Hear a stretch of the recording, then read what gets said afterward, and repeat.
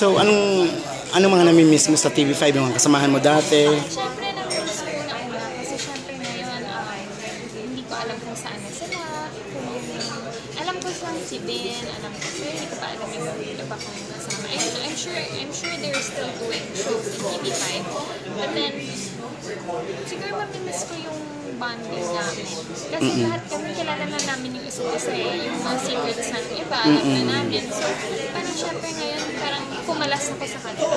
So, parang bago na namang pakikisamahan. Syempre, ako parang nangangapa pa ako sa partner na hindi ako masyadong, mahihiyain ako. So, kapag may mga events or ano, palagi akong kinakabahan. Yun na. Sino ba yung boyfriend mo? Carl? Oo, si Carl Guevara. Kumusta na kayo? Ilang buwan na kayo? Ano ba? Mag-11 na yan. Ah, talaga? Sa akin nagkakilala sa Wattpad to, no? Or... Wattpad, doon lang kami nagkakilala. Actually, before, sa tropa pa lang, mas kilala na kami. But, doon lang kami talaga siguro nag-usap, naging close sa Wattpad.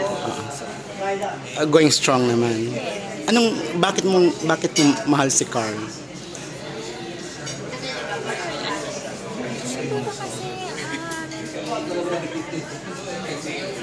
para sa kanya yung qualities na, alam mo yung kahit matagal siya sa show, humble, akala ng ibang tao pa rin. Dami yung narinig. Pero actually, mabait siya, sobrang bait siya.